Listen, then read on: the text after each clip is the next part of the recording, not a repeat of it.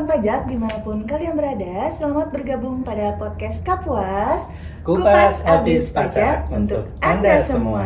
Bersama rekan saya Bang Sulis dan rekan saya Kak Sherlyn yang akan menemani kawan pajak semua berbicara seputar perpajakan.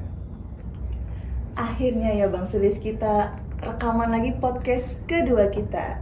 Iya nih, dan nggak kaleng-kaleng nih, di episode kedua kali ini kita akan mengundang narasumber yang sangat istimewa.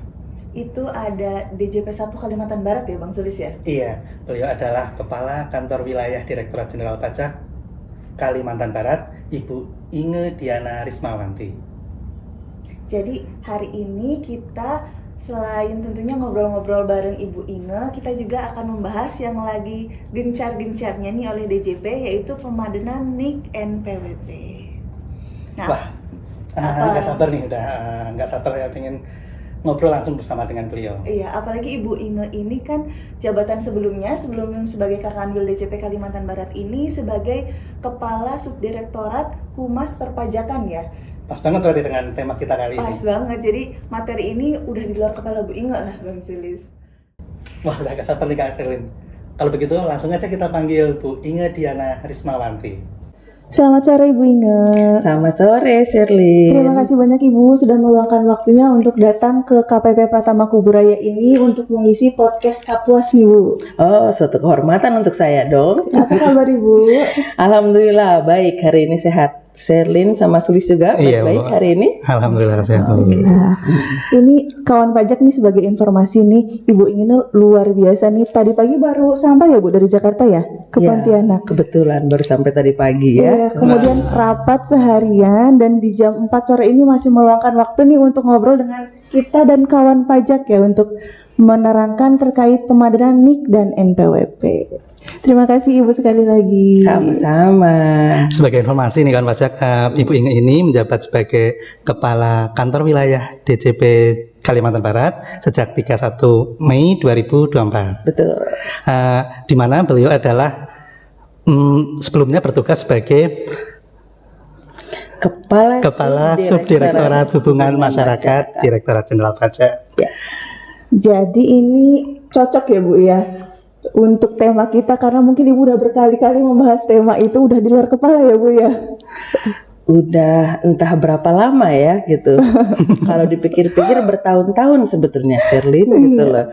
Kalau kita bicara pemadenan NIK NPWP nih, dimulai dari bagaimana kita mendraft peraturan pemerintahnya, which is butuh waktu kayaknya lebih dari 2 tahun ya gitu. Dan akhirnya terlaksana di tahun ini ya Bu. Betul sekali ya.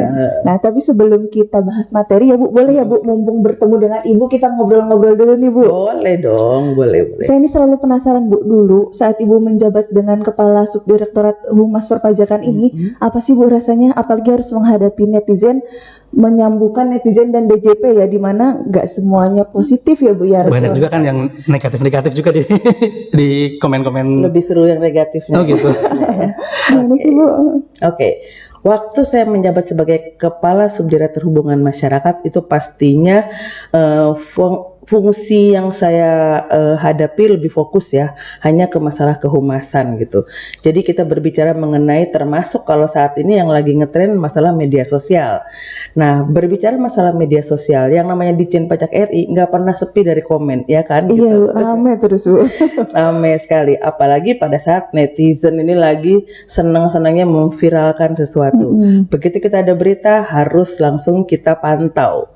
Nah, mungkin kawan pajak melihat bahwa kalau di akun IG Ditjen Pajak RI kita tidak melakukan atau tidak menjawab pertanyaan ya, karena memang sebetulnya apabila ada pertanyaan silakan diajukan ke Kring Pajak @kringpajak, di sana nanti akan menjawab pertanyaan.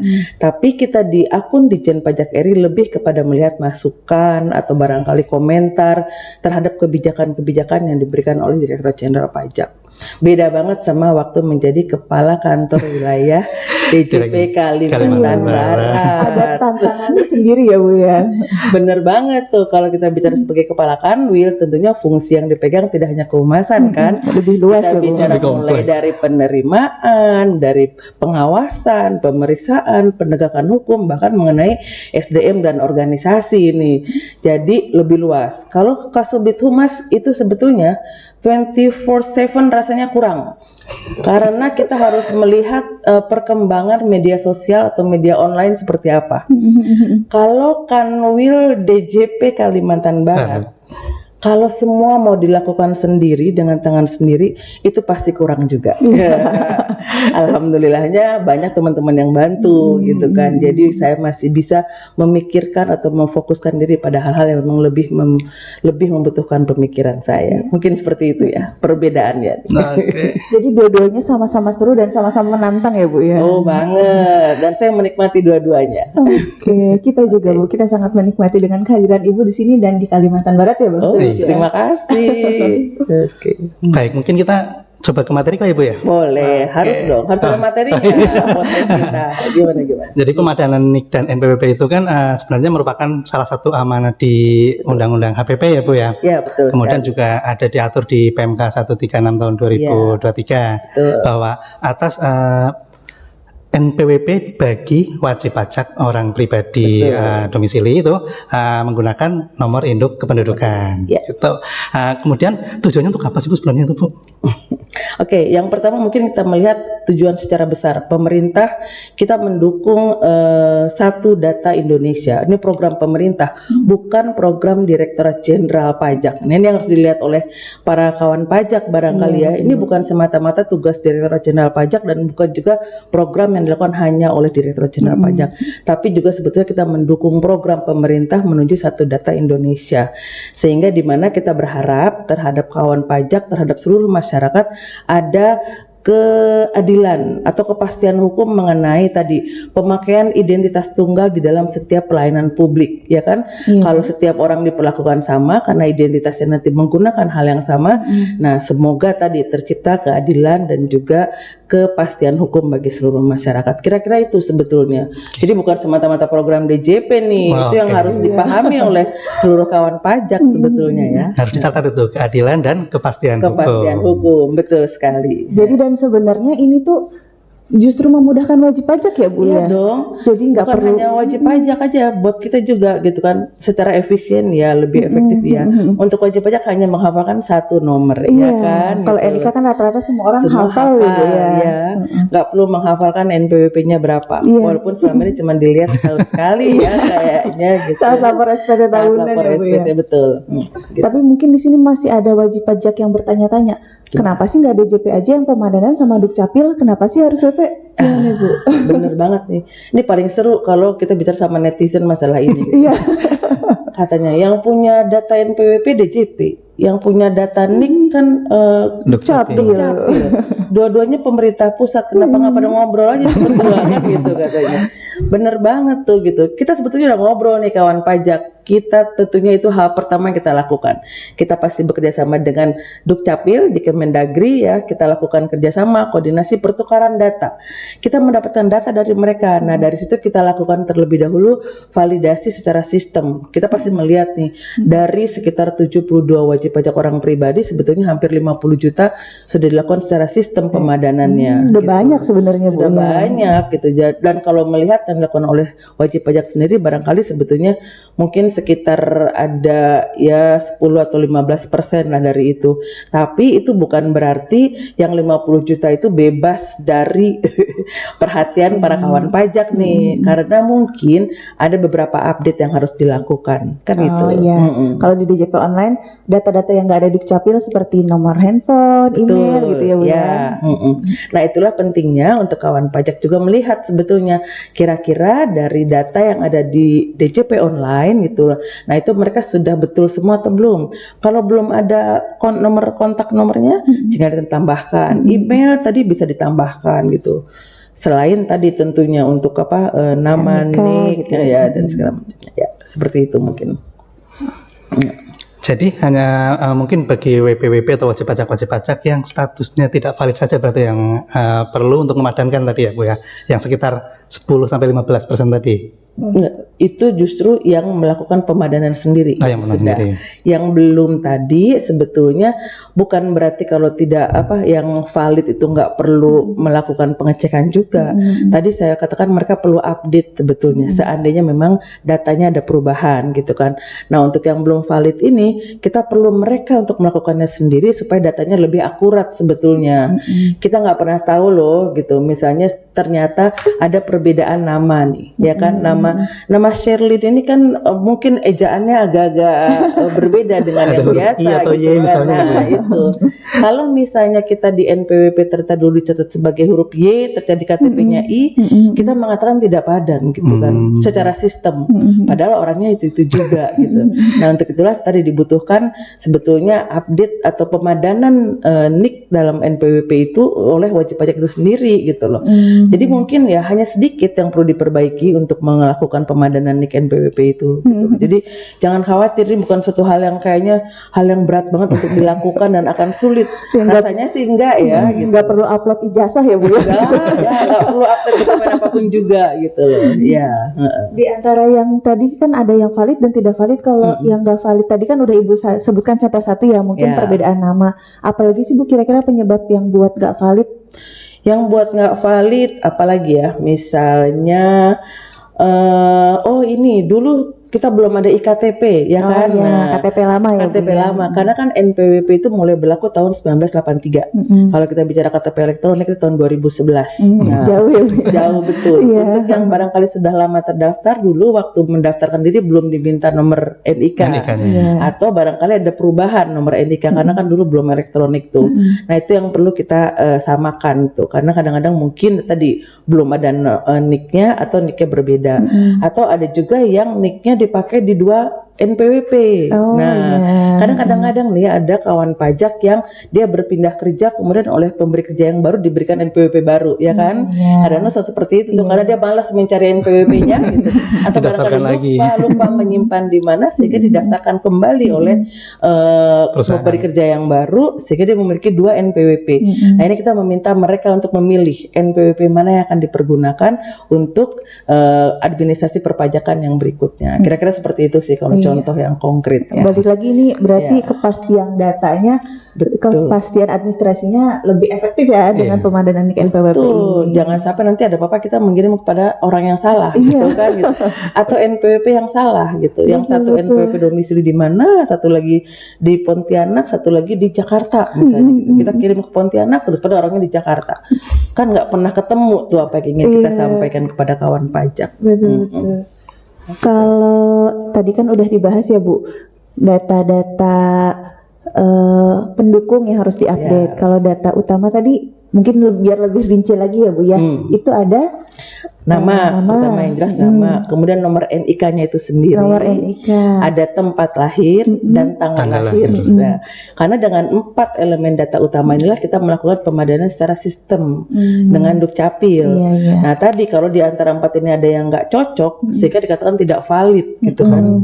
Nah, tapi kalau semuanya sudah nggak ada masalah, sudah valid, rasanya sih udah nggak perlu melakukan apa-apa, hanya melihat saja, oh sudah valid. Sudah gitu. valid, Jadi nggak masalah juga ditengok sebentar, gitu kan, profilnya, hanya untuk memastikan bahwa NIK-nya sudah valid tadi sebagai NPWP.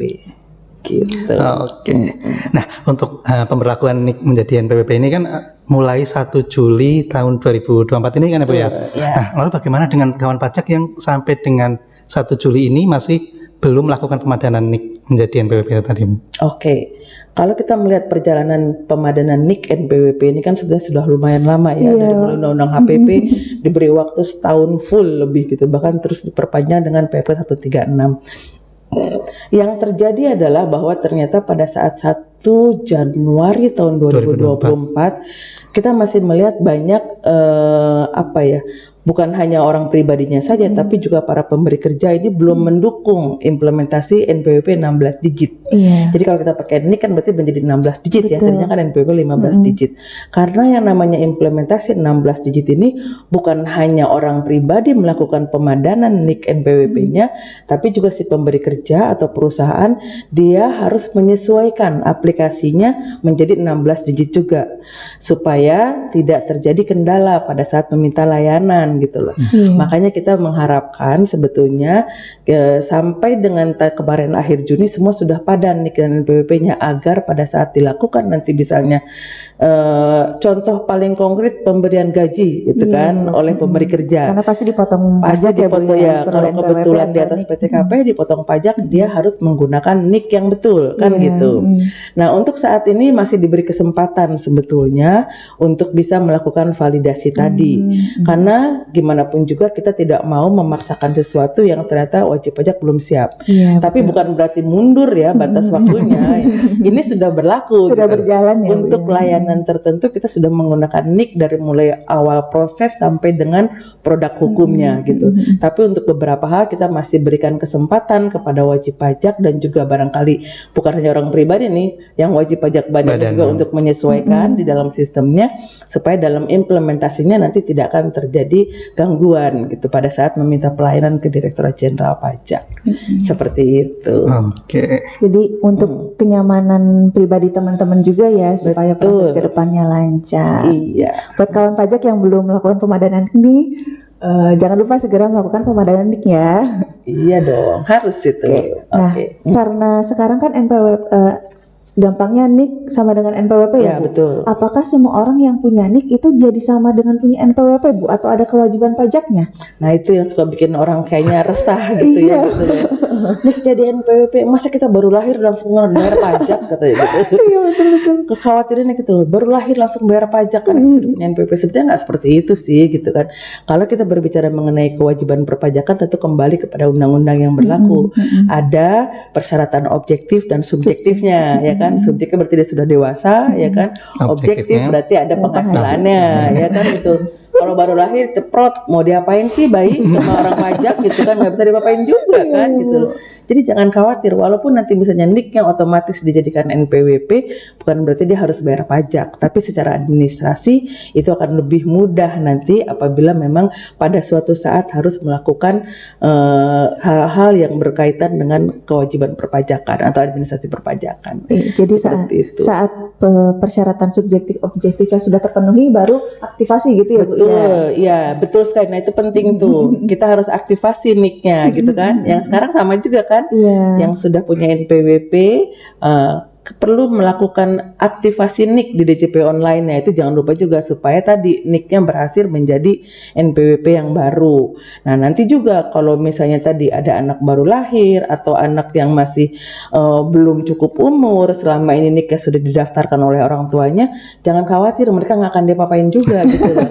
Pada saat mereka punya penghasilan sudah bekerja baru. Mereka aktivasi NIK sehingga bisa dilakukan misalnya pemotongan penghasilan oleh para pemberi kerjanya. Seperti itu sih. Oke. Oke, tadi kan ada beberapa cara juga untuk memadankan NIK menjadi NPWP ya. Ada yang memang sudah otomatis karena secara sistem sudah sesuai semuanya ya Bu ya. Namun untuk kawan pajak yang memang dalam kondisi tertentu belum sesuai, harus memadankan melalui DJP online, itu bagaimana caranya ya Bu ya? Oke. Mudah-mudahan kawan pajak yang menyaksikan podcast kita ini mereka sudah memiliki akun DJP online ya gitu. Kalau belum pastikan dulu itunya gitu. Nah, jadi teman-teman kawan pajak semuanya kalau sudah memiliki akun DJP online silakan masuk saja ke DJP online, kemudian cek di profil ya kan. Cek di profilnya dulu. Kalau ternyata cek profil sudah keluar kata-kata valid yang checklist hijau itu checklist hijau ya sudah valid, berarti sebetulnya sudah oke-oke aja kan. Tidak perlu lagi berarti ya Bu ya? Tidak perlu lagi gitu. Tapi kalau misalnya ternyata di situ dikatakan belum valid, lakukan tadi update profilnya. Tadi dengan mengupdate berbagai macam informasi yang dibutuhkan, termasuk tadi update nomor kontak dan juga email barangkali, karena itu nanti kedepannya saya yakin itu menjadi hal penting nih untuk komunikasi dengan Direktorat Jenderal Pajak. Oke. Gitu. Dan selain lewat DJP online ini bisa juga lewat telepon kering pajak ya Bu ya? Oh ya bisa betul. Silakan telepon di 1-500-200 kering pajak. Nanti bisa dibantu juga untuk pemadangan NIK dan NPWP-nya, atau datang ke KPP terdekat gitu kan. Nggak perlu KPP terdaftar kalau hanya untuk pemadanan NIK NPWP saja. Di mana aja bisa ya Bu ya? Betul.